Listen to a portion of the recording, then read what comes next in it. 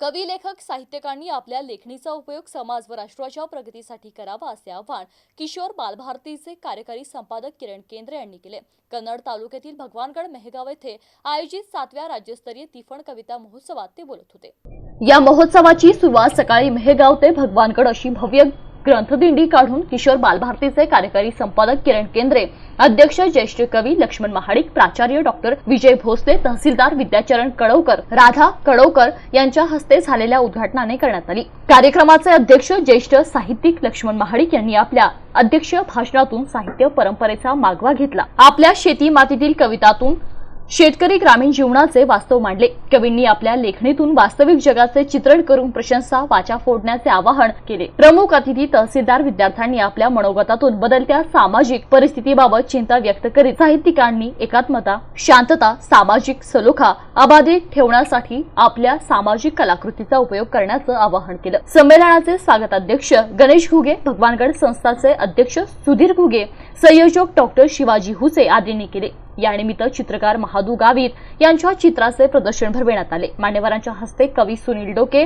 अशोक गायकवाड तसेच विविध काव्य संग्रहाचे प्रकाशन करण्यात आले। दुपारच्या सत्रात निमंत्रित कवी संमेलन पार पडले। या राज्यभरातून आलेल्या कवींनी आपल्या कवितांचे सादरीकरण करून उपस्थित त्यांची मने जिंकून घेतली। कवी संमेलनाचे सूत्रसंचालन संदीप ढाकणे, संदीप वाकडे यांनी केले। या प्रसंगी ज्येष्ठ साहित्यिक डॉक्टर सर्जेराव जिगे, गजानन साणप यांनी मार्गदर्शन केले। प्राध्यापक संजय गायकवाड, अशोक गायकवाड, दत्ता मोरसकर, राणकवी अरुण थोरात, ज्ञानेश्वर गायके, सुभाष काळे, श्रीराम दाबके, गीतांजली गजवे, विश्वनाथ गायकवाड आदीसह शेकडो काव्यरसिक साहित्यिकांची उपस्थिती होती। देविदास थोरात, एमसीएन न्यूज, नाचनमेल कन्नड।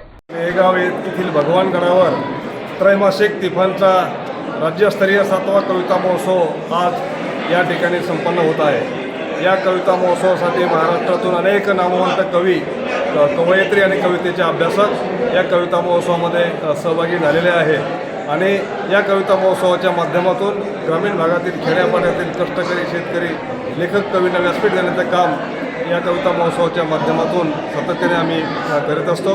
आज या कविता महोत्सवामध्ये वेगवेगळ्या ठिकाणचे कवी, कवितेचे रसिक सहभागी झालेले आहेत आणि अतिशय उत्साही वातावरणामध्ये, अतिशय आनंदी वातावरणामध्ये हा कविता महोत्सव संपन्न होत आहे। याचा मला संयोजक या तर निश्चित आनंद आहे आणि म्हणून या कविता महोत्सवाच्या अनुषंगानं एक वेगळी अशा प्रकारची चर्चा, एक वेगळ्या अशा प्रकारचं वातावरण निर्मिती दरवर्षी होत असते आणि हा कविता महोत्सव महाराष्ट्राच्या पुरोगामी महाराष्ट्राला सामाजिक आणि सांस्कृतिक आशा दिल्याशिवाय राहणार नाही।